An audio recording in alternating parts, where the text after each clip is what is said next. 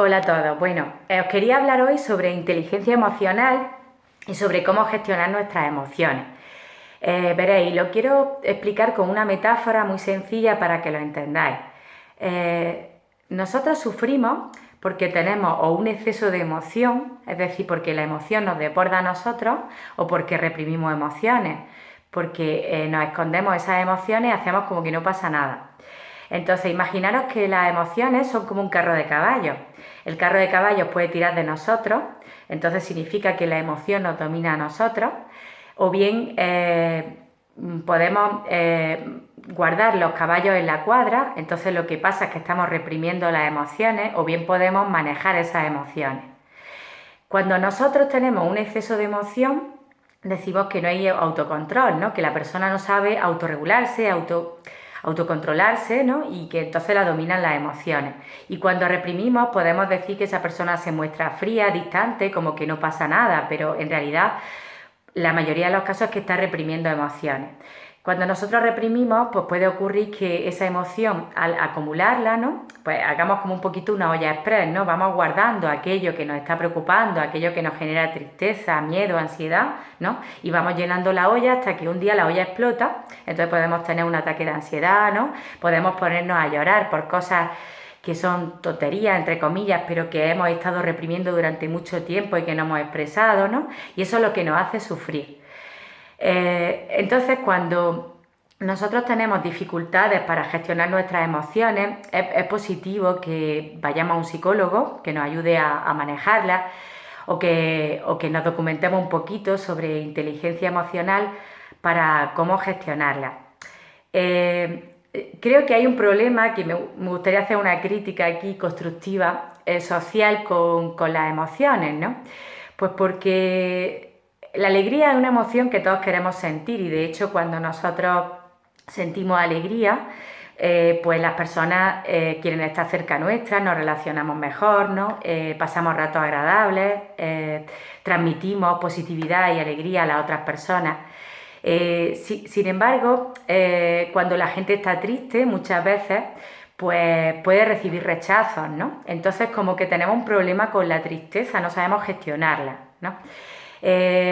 Se considera que está mal visto expresar la tristeza, o expresar las cosas que no nos gustan o que nos duelen, ¿no? Esto lo que hace muchas veces es que al reprimir la tristeza, pues las personas pues vayan almacenando esa tristeza dentro del cuerpo, y llega un momento en que pueden sentirse depresivas, aunque sigan haciendo una vida normal.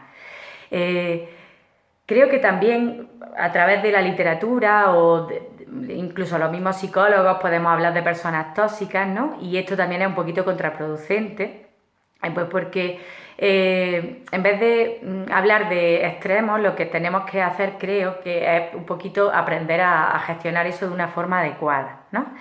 Y hoy os voy a hablar concretamente de la tristeza, pues porque puede ser una emoción que esté mucho estos días, ¿no?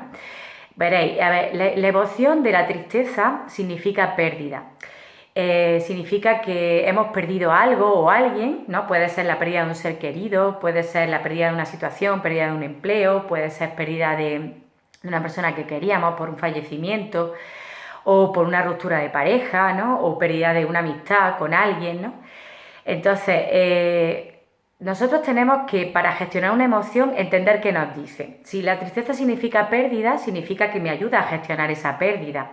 Cuando sentimos tristeza, nosotros estamos mucho más introspectivos, queremos mirar dentro de nosotros y ver cómo nos sentimos, cómo está nuestra vida, si esa persona era importante o no para nosotros, o ese trabajo, o esa situación, o ese amigo, ¿no?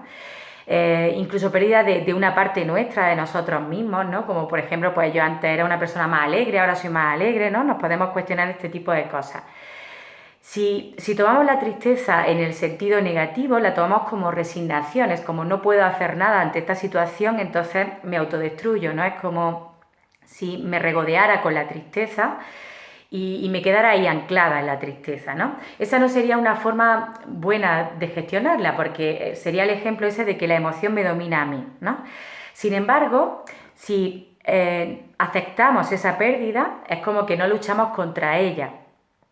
Podemos integrarla dentro de nuestras vidas.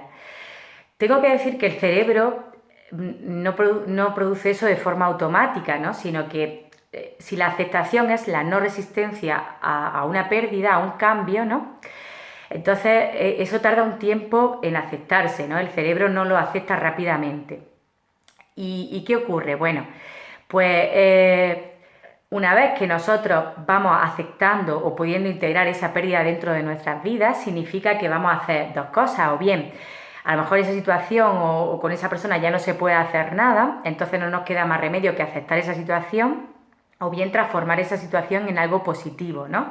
Si yo me di cuenta que puedo perder a una persona que es importante para mí, ¿no? Entonces puedo transformarme un poco y hacer algo más positivo para cuidar esa relación.